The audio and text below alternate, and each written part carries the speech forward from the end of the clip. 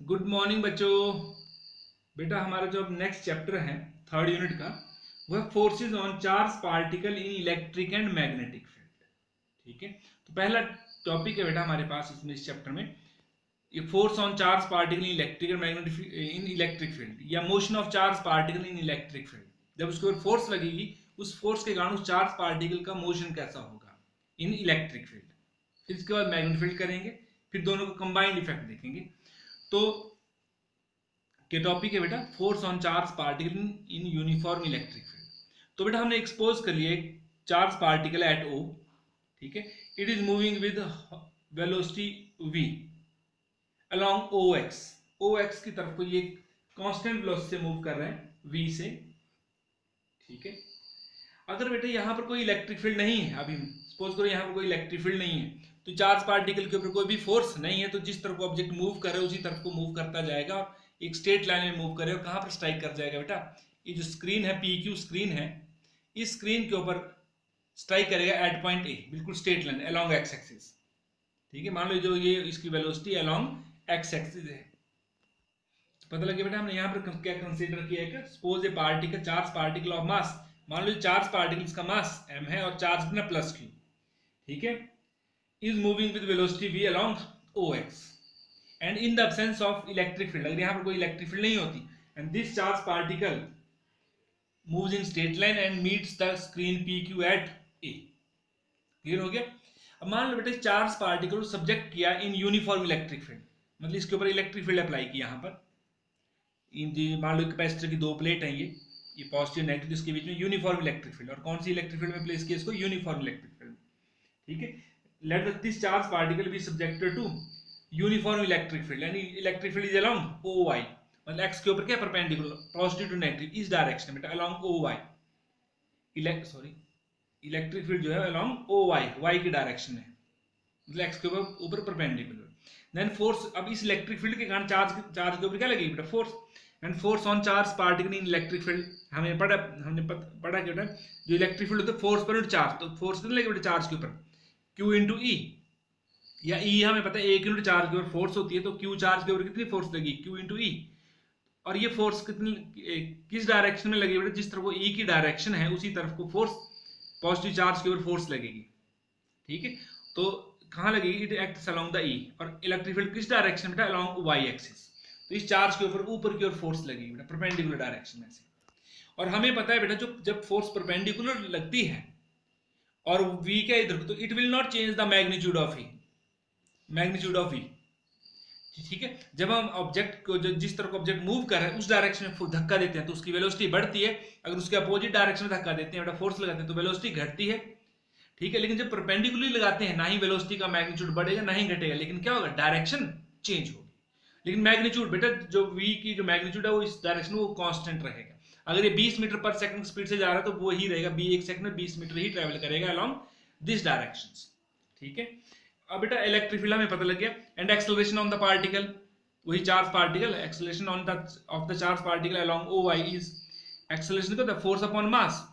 मास हमने कितना माना, चार्ज पार्टिकल बेटा m, F अपॉन m, तो ये फोर्स कितनी है बेटा, QE अपॉन m। अब ये जो फोर्स है ये एक्सेलरेशन कैसे है, is perpendicular to the motion of charge particle and it will not change the speed of charge particle along OX। जो OX की तरफ को जो स्पीड है उसका मैग्नीट्यूड चेंज नहीं करेगा।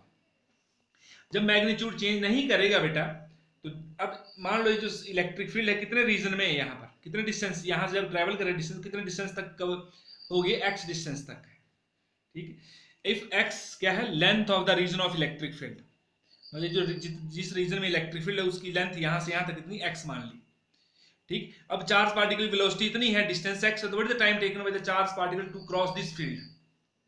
ठीक है, therefore time taken by the charge particle to traverse it मतलब इलेक्ट्रिक फील्ड को इज गिवन बाय, तो स्पीड होती है बेटा डिस्टेंस अपॉन टाइम, तो टाइम कितना आएगा, डिस्टेंस अपॉन स्पीड, तो x अपॉन v, इसको 1 मान लो, मतलब इतना टाइम लेगा ये चार्ज पार्टिकल इस फील्ड को क्रॉस करने में। लेकिन साथ में ध्यान देना बेटा इसके ऊपर फोर्स लग रही है, फोर्स इसका इस वेलोसिटी का मैग्नीट्यूड चेंज नहीं कर रहा है, लेकिन क्या कर सकते हैं, परपेंडिकुलर फोर्स डायरेक्शन, तो यहां से धीरे धीरे इनिशियल वेलोसिटी वर्टिकल डायरेक्शन में 0 है, ऊपर की डायरेक्शन में बेटा वर्टिकल डायरेक्शन में कोई भी इनिशियल वेलोसिटी नहीं है, क्योंकि हमने जो चार्ज पार्टिकल कंसीडर किया किस तरह वो मूव कर रहा है इनिशियली अलोंग वाई एक्सिस। लेकिन अभी फोर्स की वजह से इसके पास धीरे धीरे वेलोसिटी बढ़ती जाएगी, एक्सेलरेट करेगा ऐसे, ठीक है, इस तरह से। और ये यहां पर जैसे ही यहां तक, मान लो यहां पर, यहां से यहां तक कितना डिस्टेंस ट्रेवल किया इलेक्ट्रिक फील्ड में, वाई। इसके बाद तो जैसे इस फील्ड को क्रॉस करेगा, जिस भी तरफ इसकी डायरेक्शन होगी, वो बिल्कुल स्ट्रेट उसी तरह से चला जाएगा आगे। और स्क्रीन को कहां पर हिट करेगा बेटा, बिल्कुल ये सीधा, बिल्कुल सीधा ले जाना आपने यहां से इलेक्ट्रिक फील्ड के बाद। यहां तो कर्व होगा ऐसे ऊपर को, लेकिन जैसे इलेक्ट्रिक फील्ड को क्रॉस करे उसके बाद इसके ऊपर नेट फोर्स खत्म होगी, तो वो कैसे मूव कर, जिस भी डायरेक्शन में इसकी वेलोसिटी की डायरेक्शन होगी उसी तरफ को ये मूव करता जाएगा बेटा, ठीक है। और ये बिल्कुल सीधा जाके बी को हिट करेगा। ये सीधा बना नहीं है, लेकिन आपने सीधा बना लेना है। मैं बना देता हूँ यहाँ से, बिल्कुल it will hit the screen at a B. मान लो बी की स्क्रीन यहाँ पर है। तो अब बेटा हमने इलेक्ट्रिक फील्ड में देखना है, जब यहाँ से यहाँ तक टाइम कितना है, टी टाइम, वो कितना निकाला, एक्स अपॉन वी। तो इसने इलेक्ट्रिक फील्ड में जो वर्टिकल डिस्टेंस कवर किया है ये निकालना है बेटा, कितना कवर किया है। तो मान लो if y is the displacement of charge particle along O Y की तरफ इसकी जो डिस्प्लेसमेंट चार्ज पार्टिकल कितनी है, y, ठीक है। देन और कितने टाइम में, जितना टाइम में यहाँ इसने क्रॉस किया उतने टाइम में यहाँ थोड़ी पहुंचा वो, यहाँ से क्योंकि अब फोर्स लगे तो यहाँ पहुंचेगा टी टाइम में। लेकिन टाइम ये जो इस कंपोनेंट जो वेलोसिटी का मैग्नीट्यूड अलोंग ओ एक्स वो सेम रहेगा, तो जितना टाइम पहले ले रहा था यहाँ से यहाँ जाने उतना ही टाइम यहाँ से यहाँ तक लेगा। क्लियर। अब बेटा अब ये डिस्प्लेसमेंट कैलकुलेट करनी है, तो हमने क्या लेना, मोशन अलोंग वाई एक्सिस। तो बेटा हमने ये इस रिलेशन का यूज करना है, s equal to u t plus half a t square. लेकिन ये जो डिस्प्लेसमेंट कौन सी लेनी है हमने, अलोंग वाई एक्सिस। तो y ऐसे कितना यहाँ पे displacement, y is equal to कितने टाइम में, t टाइम में है। तो अब u बेटा इनिशियल वेलोसिटी ये तो अलोंग x एक्सिस है, हम मोशन कहाँ ले रहे हैं, y एक्सिस की तरफ को। तो y क्योंकि हम डिस्प्लेसमेंट y भर रहे, तो y की तरफ को इनिशियल वेलोसिटी कितनी थी बेटा, 0। तो u कितना यहाँ पर 0, time t plus half a कितना है बेटा, यहाँ पर कितनी फोर्स लगी हुई है, फोर्स QE और एक्सेलरेशन QE अपॉन m। तो ये भर दी QE upon m into t square. तो y is equal to QE upon 2 into 2m, और t कितना है बेटा हमारे पास, x अपॉन v। तो ये वैल्यू भर दी बेटा x अपॉन v का स्क्वायर, तो कितना हो जाएगा, y is equal to QE upon 2m v square x square. इनको बेटा इधर ले आओ, 2m v स्क्वायर ऊपर QE नीचे, तो x स्क्वायर यहाँ पर क्या बचेगा, x स्क्वायर बराबर है, ये इधर आ जाएगा 2m v square upon QE into y। अब ध्यान दो बेटा, ये तो हमने गिवन मान लिया, और ये वेलोसिटी का मैग्नीट्यूड जो फोर्स लग रही है, ये इलेक्ट्रिक फोर्स, ये it does not change the magnitude of this. तो v क्या यहाँ पर कांस्टेंट है, v क्या constant, mass of electron constant है, ये चार्ज पार्टिकल क्या कांस्टेंट है। q चार्ज ऑन द, जो चार्ज एक बार ले लिया वो तो उसमें कभी चेंज नहीं आएगी अभी फिलहाल।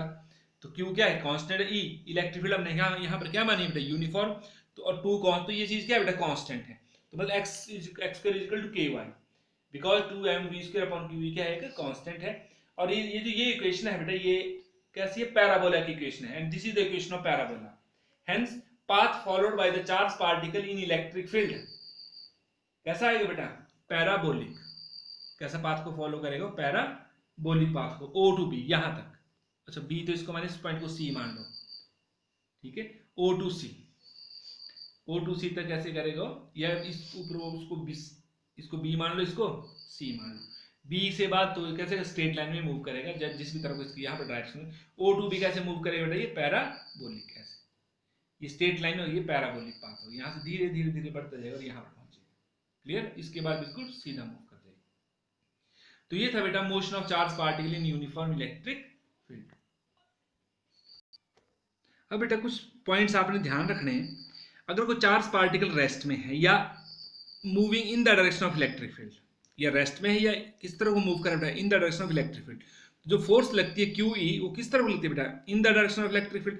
जिस तरफ को चार्ज मूव कर रहा है या रेस्ट में है तो उसके ऊपर फोर्स लग रही है, तो इसके बाद चार्ज क्या करेगा बेटा, एक्सेलरेट करेगा।